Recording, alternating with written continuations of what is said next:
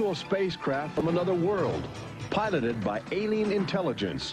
One sighting from tens of thousands made over the last 50 years on virtually every continent on the globe. Intelligent life from distant galaxies is now attempting to make open contact with the human race. And tonight, we'll show you the evidence.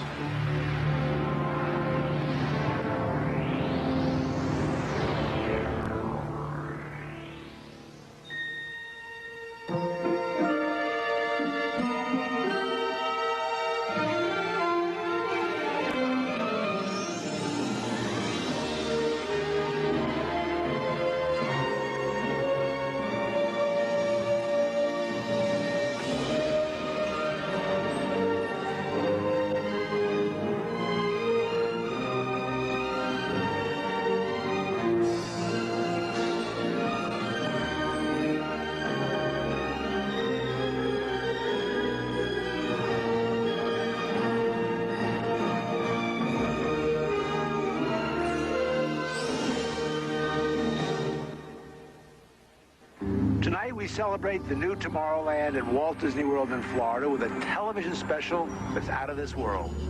Hello, I'm Michael Eisner, head of the Walt Disney Company.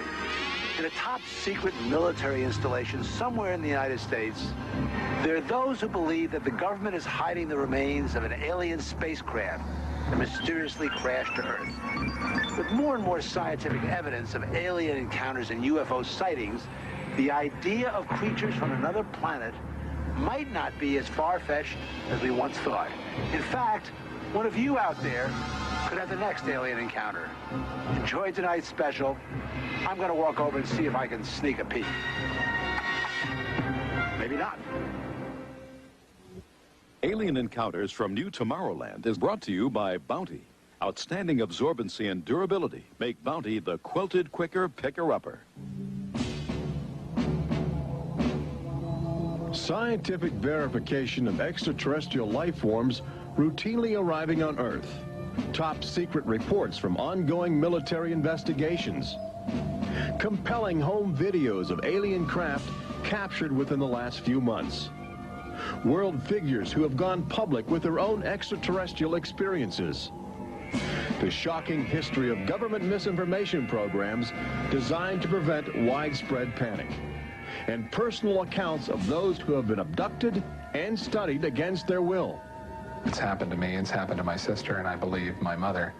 My son looks me straight in the eyes, and he says, "They took blood out of you, Mama." They don't ask permission, they take you. But it's such an incredible secret, nobody wants to believe it. There is valuable scientific data that would prove once and for all that planet Earth is being visited by highly evolved intelligence that is not from this world. Wait a minute. I've had enough. Stop it. From beyond the boundaries of our perceptions, intelligent beings are beckoning mankind to join the galactic community. It's an invitation which is both wondrous and terrifying. This is the nature of alien encounters. Mankind has the unique ability to ignore the obvious, especially when the facts reveal a disturbing truth. We once believed the sun revolved around the earth. When Galileo demonstrated the reverse is true in 1634, he was charged with heresy and placed under house arrest for the last 8 years of his life.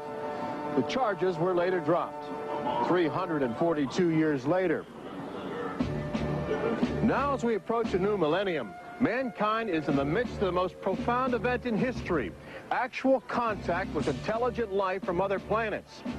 For nearly 50 years, officials have been documenting routine alien encounters here on Earth. And thousands of people have seen or experienced this alien presence. Yet many others still refuse to acknowledge the obvious evidence all around them. What is it like to be confronted by a creature whose intelligence and skill is far beyond the comprehension of mankind? Would it be enlightening? Would it be an exercise in terror? Or perhaps both? Here in the new Tomorrowland at the Walt Disney World Resort near Orlando, Florida, these concepts are brought to life as guests experience their own alien encounter. a sensory thriller from Disney and George Lucas. We'll give you a sneak preview later in the show. But first, we must prepare you for the future with some shocking insights from the recent past. Alien ships seem to arrive in waves. And if the last few years are any indication, planet Earth is experiencing a tsunami of sightings.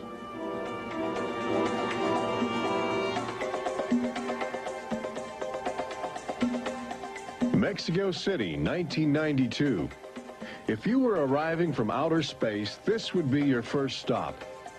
It's the world's largest metropolitan area, easy to spot from a distance. Saucers arriving here have an affinity for military helicopters. This one was caught stalking a squadron during a national holiday celebration. Dozens of people videotaped the craft. Millions more just stared in disbelief as it covered 200 square miles of territory in a matter of minutes. Canada, 1991. In a residential area just outside Ottawa, this alien ship was photographed landing in what appears to be a prearranged site. UFO investigators claim the structure of this craft reveals a technology previously undocumented. This sighting is known as the Guardian case, named after the pseudonym of the photographer who wishes to keep his identity secret to avoid harassment from local authorities uncomfortable with the notion of alien intruders. For the last few months of 1994 and lately in 1995, Gulf Breeze, Florida has been ground zero for alien encounters. Especially during the day, extraterrestrial craft have become common ornaments in the uneasy skies. Over those dunes right there. There she is, right there. Oh my God. Residents of Gulf Breeze routinely aim their home video cameras at the horizon. More often than not, they capture an astounding alien display. There it is. Right up there. Looks like an egg on top and an egg on bottom. You would think these alien sightings would be front page news. So why have they received almost no national attention? The answer is simple. For governments determined to maintain their authority, extraterrestrial contact is pure dynamite. They're beings from another planet. We don't know where they come from. We don't know what they're doing here. There's nothing we can do about it. Meet Captain Kevin Randall, retired Air Force intelligence officer, now a top investigator of alien encounters. Anytime a technologically superior civilization comes in contact with a technologically inferior civilization, the technologically inferior civilization ceases to exist. Not necessarily through conquest, not necessarily through invasion, but because the technology changes the underlying social structures of that civilization and it disintegrates. Those fears are reflected in a 1960 federally funded study by the Brookings Institution, which warned that public knowledge of alien life could cause civilization to collapse. So they began a policy of covering up and hiding the information, but they also began a policy of ridiculing, so that people who really see something are afraid to come forward. This isn't right to do the ridicule. I mean, a lot of people suffer. Retired Army officer Clifford Stone certainly suffered after he began private research into the UFO phenomena while still in the service. Well, I was given a lawful order while I was in the military to back off. I refused that lawful order. That resulted in me having to go to be psychoanalyzed, which kind of backfired on my command. But I was actually given a lawful order not to write to members of Congress without first getting it approved through my command, and not to talk to members of the media. Of course, I went out and violated all those directives simply because I felt they had no right, that I had a right. He also has determination. This collection of classified government documents represents years of determined effort by Stone to open the UFO files and offer fresh leads to investigators on the trail of the truth.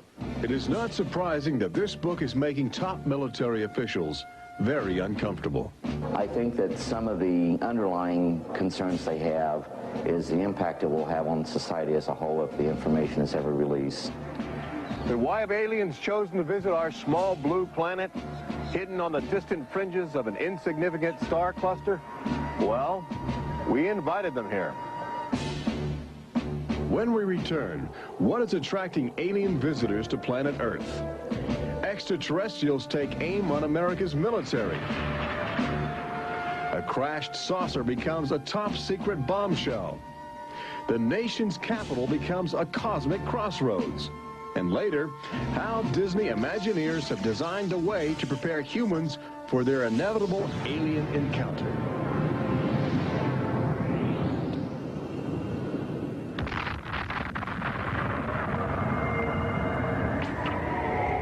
And I looked, and behold, a whirlwind came out of the north, and a fire enfolding itself, and the brightness was about it. Also out of the midst thereof came the likeness of 4 living creatures. And when the living creatures went, the wheels went by them. And when the living creatures were lifted up from the earth, the wheels were lifted up.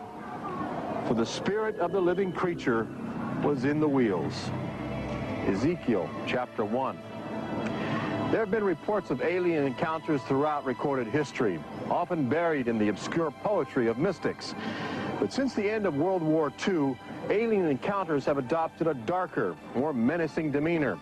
No longer just spirited lights dancing in the sky, UFOs turn more brazen, announcing themselves with surprising ferocity. Most alien activity on Earth in this century seems to have been sparked by the single most profound technological achievement in human history.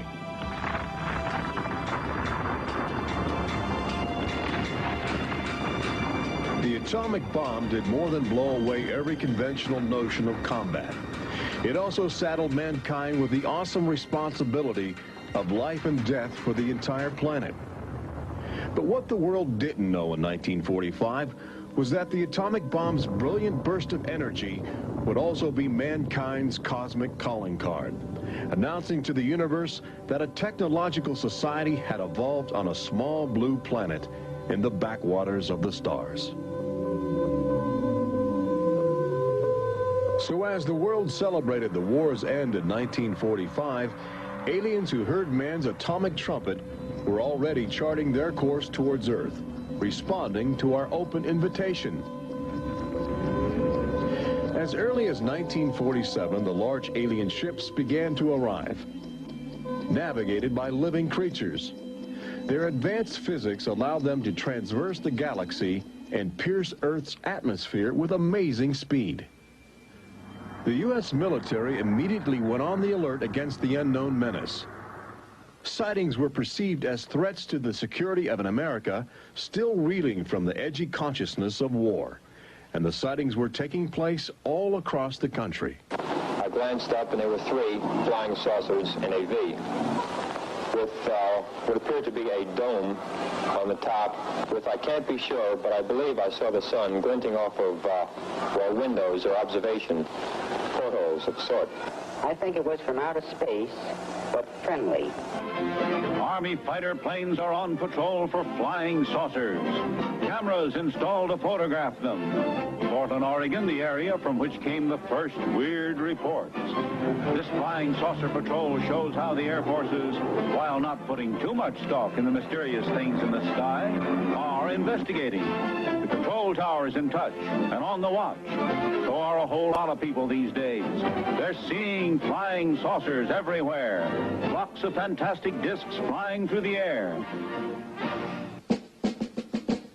But the military finally had to admit that something was happening that they didn't understand, offering their first and only public statement on the UFO phenomenon. The recent sightings are in no way connected with any secret development by any agency of the United States. They weren't always called flying saucers. Some reports claim they resembled other household objects. The public was fascinated and anxious to make contact. But our official response remained aggressive, sometimes sparking deadly games of high-speed, high-altitude cat and mouse.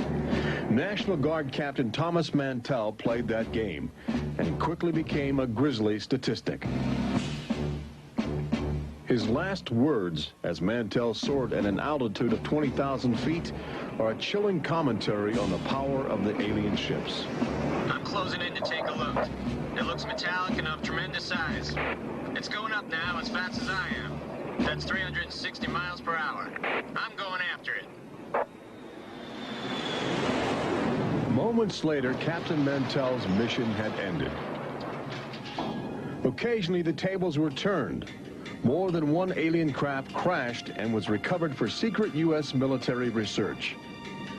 The most famous case took place in July of 1947, just outside the community of Roswell, New Mexico. Famous because local officials openly admitted they had retrieved an alien ship before their commanders instructed them to keep the story confidential. What you can't explain, they reasoned, you must deny. July of 1947, the Army Air Forces at Roswell announced we had captured a flying saucer. You can say our government announced in July of 1947 they had a flying saucer. 3 hours later, they announced, no, it's merely a weather balloon. The officers at Roswell made a mistake. But our government has come forward and said, yes, we had a flying saucer. Then they took it back. Any one of your viewers can go back to the newspapers on July 8th, July 9th of 1947, and just front page headline after headline that the government had captured a flying saucer. Don Schmidt from the Center for UFO Studies in Chicago is convinced that the Roswell case is the linchpin in America's ongoing alien cover-up. We have over 550 witnesses. They were there. They handled the debris. They saw the craft. They saw the bodies. They handled the crew members of that craft. And invariably, they all say, this was not from this earth. This is the actual site where the Roswell saucer was discovered, along with the bodies of 3 extraterrestrial missionaries who didn't survive the collision. The debris and the dead were impounded and taken away for top-secret study, while a classified investigative committee called the Majestic 12 was organized by President Truman. And a government cover-up was initiated with a calculated disinformation campaign. The military, I know for a fact, has established what's called disinformation programs, officially sanctioned deception programs. This is covered by a regulation at Department of Defense level that's secret. This is the case with the unidentified flying objects. I cannot say that the Roswell incident was a cover-up, but I can certainly say that the government back then and today acted like it was a cover-up and has been subject to being accused of a cover-up. The flying saucer debris at Roswell was attributed to a downed weather balloon. There was no explanation for the alien body parts among the wreckage. Before long, other sightings were dismissed as optical illusions caused by electrified swamp gas, with elaborate demonstrations staged for newsreel cameras to back up the claim. But while the Pentagon refused to publicly admit aliens had arrived on Earth, their top-secret internal memos told a different story, even detailing the various ships and the creatures they had autopsied. Meanwhile, the American people fell in love with flying saucers, sensing something playful in their alien design. Before long, even the military seemed to fall under the trance of the UFOs. Government inventors began to mimic what they were seeing in the sky, in a strategy to stumble upon the secrets of advanced alien technology. These rare films chronicle those primitive efforts. At a symposium conducted by Princeton University, weird and wonderful flying machines developed for the Army go through their paces. The flying scooter, for instance, with only a 7-horsepower motor. Or this flying what have you. Just count your fingers after starting the fans.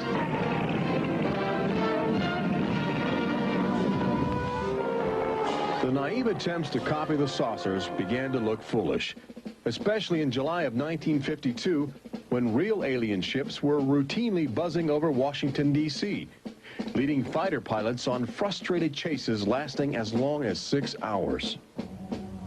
It was the first time since the War of 1812 that our nation's capital had been successfully invaded by a foreign power.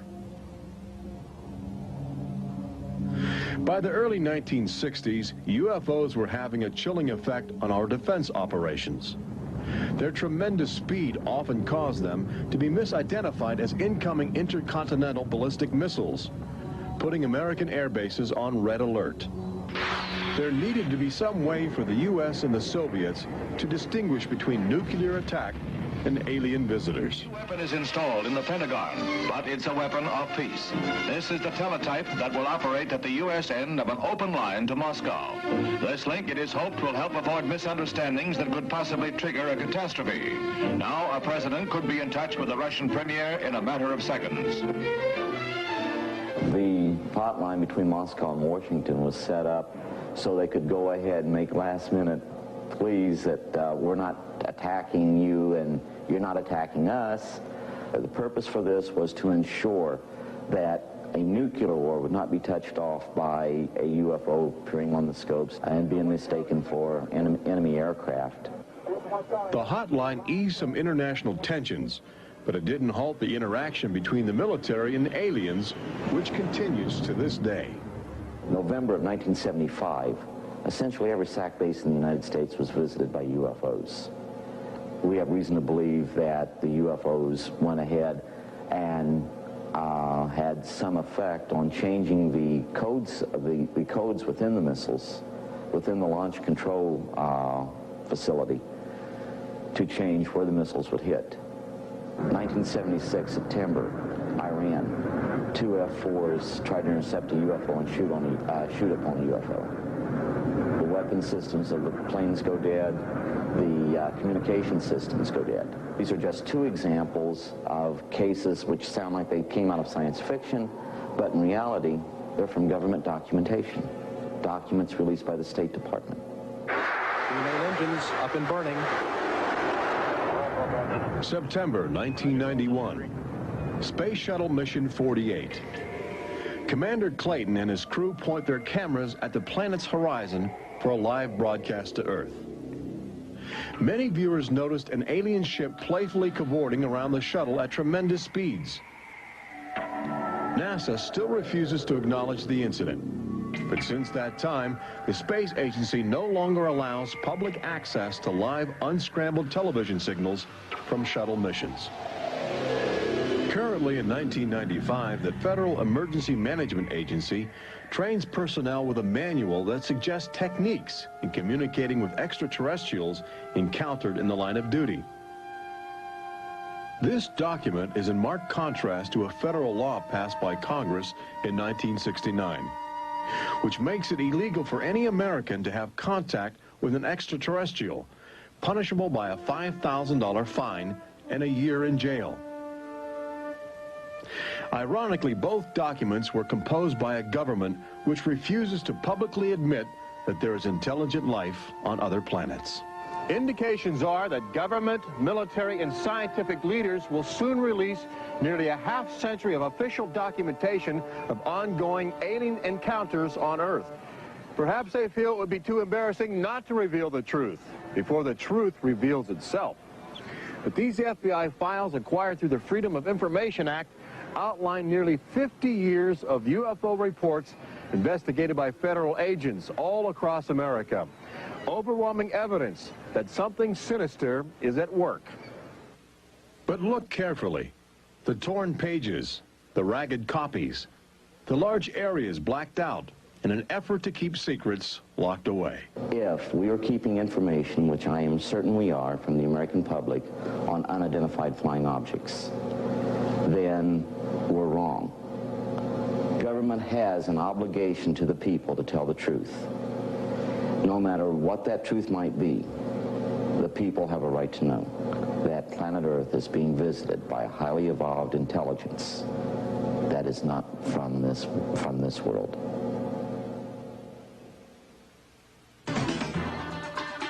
When we return, meet the people who have already experienced disturbing contact with creatures from another world.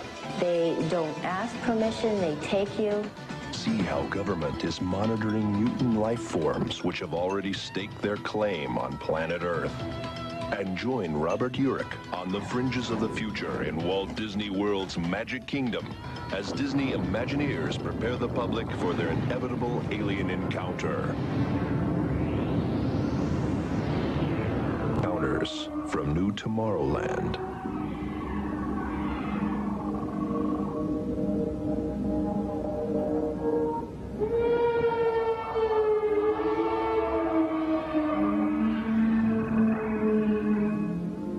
The fact is, everyone encounters alien life forms each day.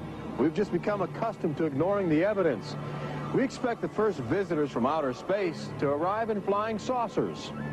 But there are new scientific suggestions that the microbiotic organisms, which routinely invade human bodies in the form of viral disease, may have extraterrestrial connections. These minute alien life forms may very well be the advanced invasion force, leading the way to test Earth's environment for more complex and determined creatures.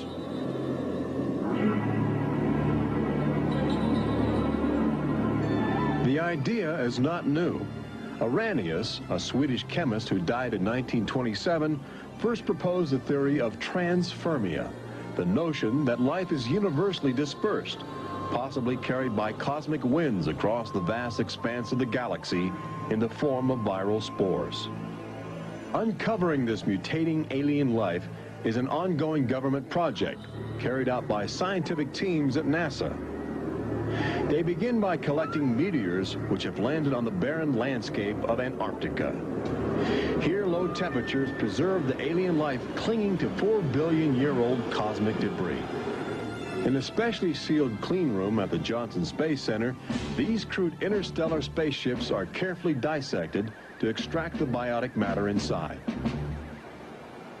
Amino acids, a kaleidoscope of organic compounds, and the chemical catalysts of life are analyzed with sophisticated gas chromatographs and mass spectrometers. Life is plentiful in the universe and eerily tenacious. Lately, scientists have found extraordinary numbers of unknown organisms which have gained a biological foothold where we once thought survival would be impossible. They grow in deadly ammonia gas. They are resistant to ultraviolet radiation.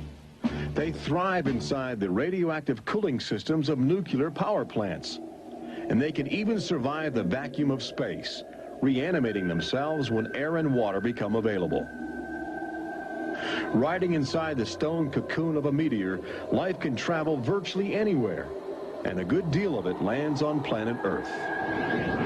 But just as we explore the genetic package of alien life, visitors from space are routinely examining human specimens, abducting men, women, and children in order to conduct disturbing biological experiments. Very, very few people who've had the experience are willing to talk about it publicly.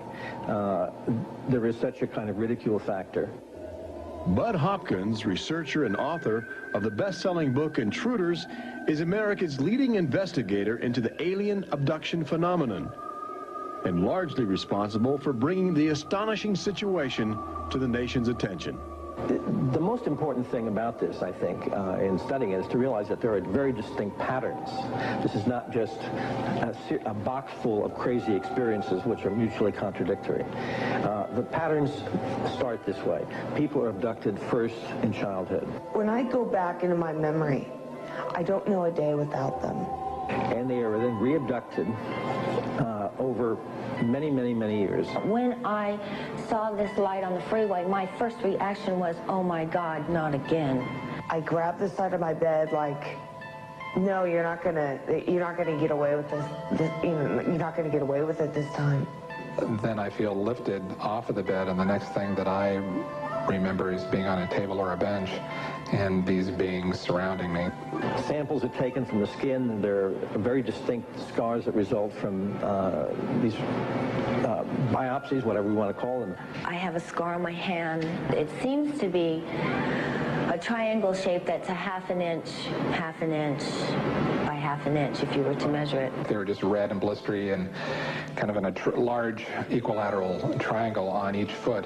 The basic, most common mark is what we call a scoop mark. It's a circular depression, as if the aliens have used a little tool and removed a layer of cells. On my upper left inner thigh, I have 2 marks. There's a series of 2. They're about 1/8 of an inch deep and about 1/4 inch in diameter that people call scoop marks, for lack of a better term. Often an object is inserted in the nostril or behind the eyeball or in the ear, which we believe to be implants. On my shin, between my ankle and my knee, were 2 puncture marks. In fact, I hesitate to call them that because they were larger and deeper. They were like 2 holes drilled vertically along my shin into my leg. And that frightened me deeply because I have no idea how those got there. I could only speculate as to why they were doing that, although I do know that, bone marrow contains genetic material, blood. They're interested in who you are genetically.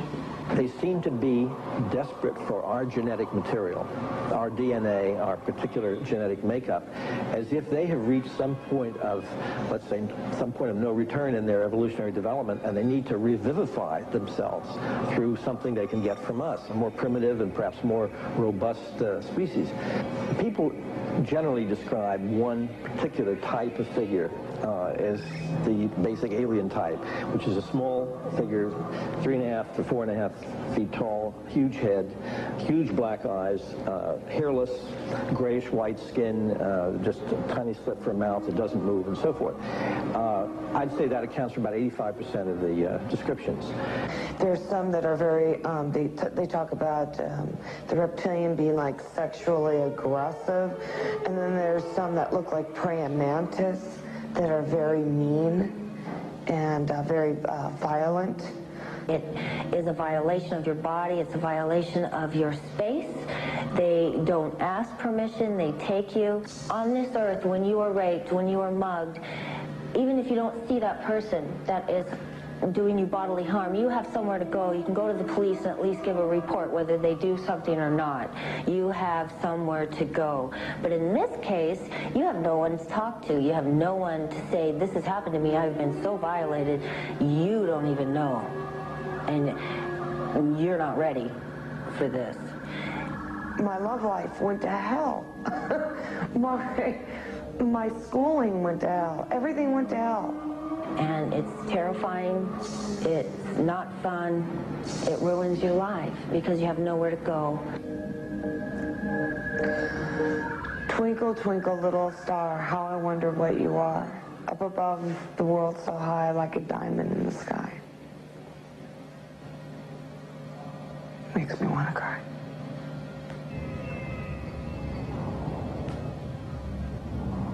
Part of the trauma involved in this is our government telling us that these objects don't exist. And I seem, and other members of my family, and other people seem to have these experiences. It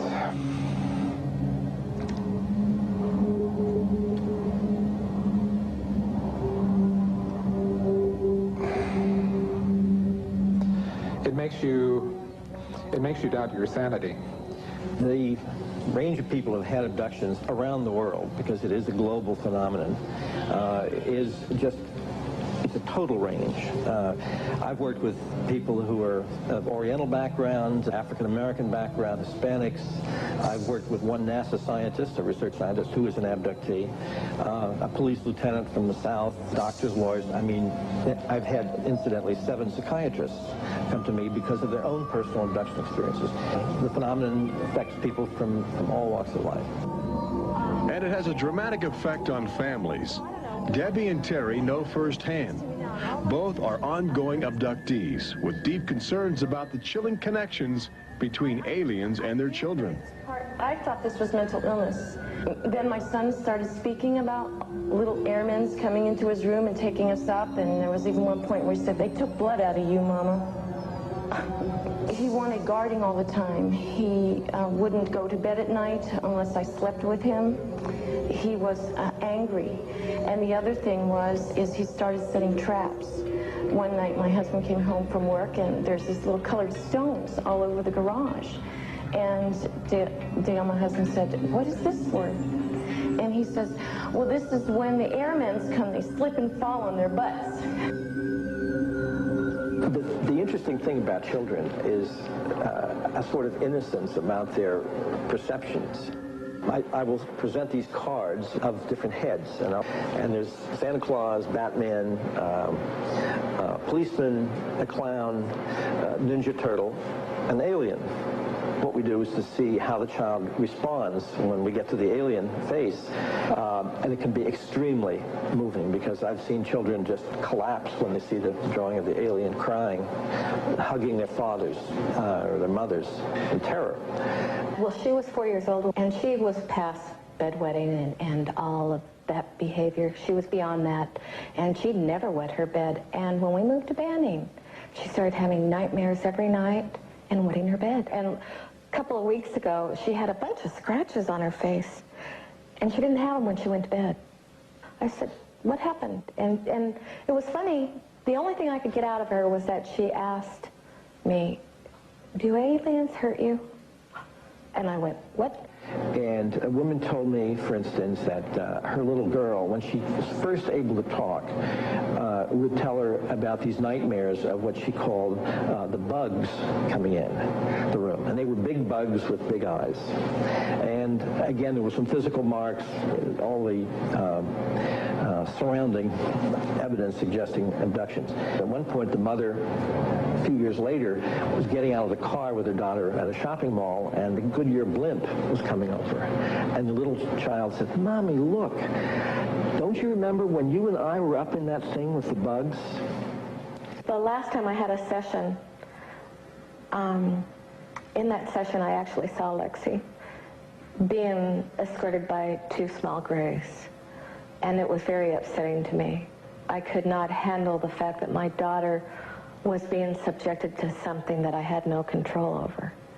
And when I think you have no control over something, that you're so helpless, it's like your child's drowning or something, and you can't save them. I feel like I'm going to go crazy because there isn't anything I could do for my son. I know. One of the most interesting things, too, from a child's point of view, has to do with the fact that communication is telepathic. One little boy drew on some drawings he'd made for me of the aliens. He put on the side of the head, each alien head, a gigantic ear, just one. And his mother said, "What's that?" And he said, "Well, Mommy, I know they don't have ears, but I put that there because, you know, they can hear everything you're thinking." When we return, Robert Urich takes you to the new Tomorrowland in Walt Disney World's Magic Kingdom, where Disney Imagineers are creating extra terrestrial excitement, preparing the public for cosmic contact with a virtual alien encounter.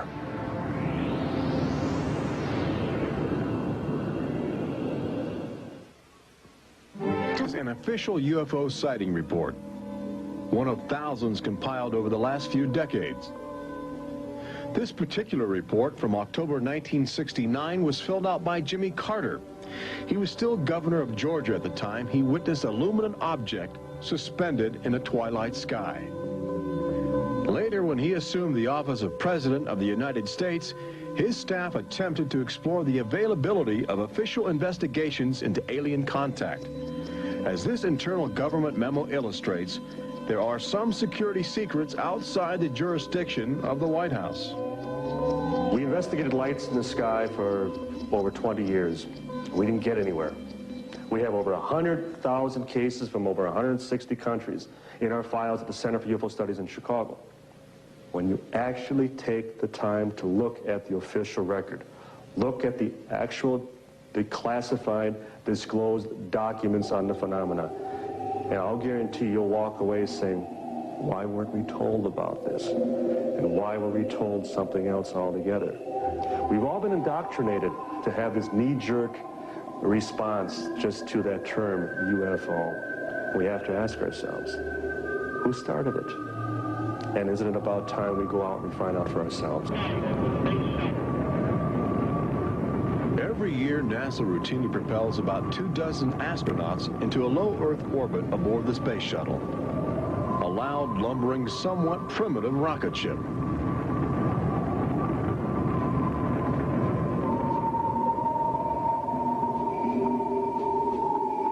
But most Americans will likely explore outer space aboard crafts of alien origin. Statistics indicate a greater probability that you will experience extraterrestrial contact in the next 5 years than the chances that you will win a state lottery. But how do you prepare for such an extraordinary event?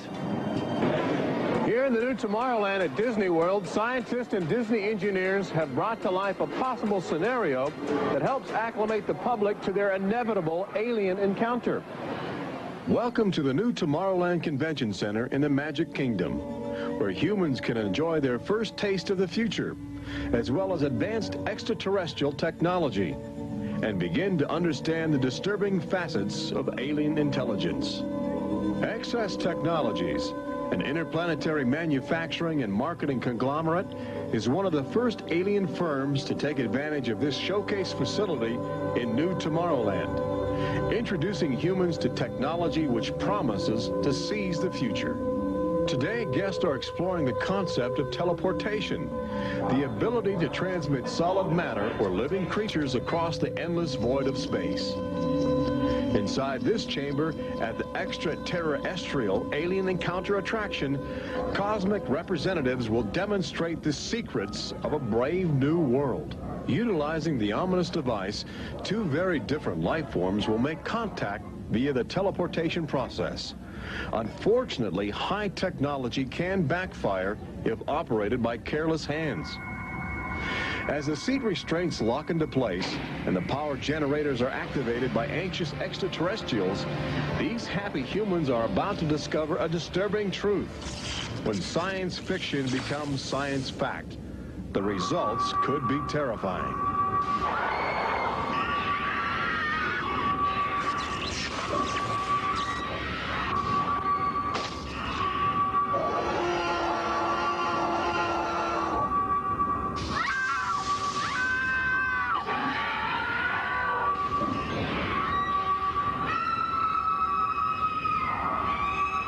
Alien Encounter opens at Walt Disney World summer 1995.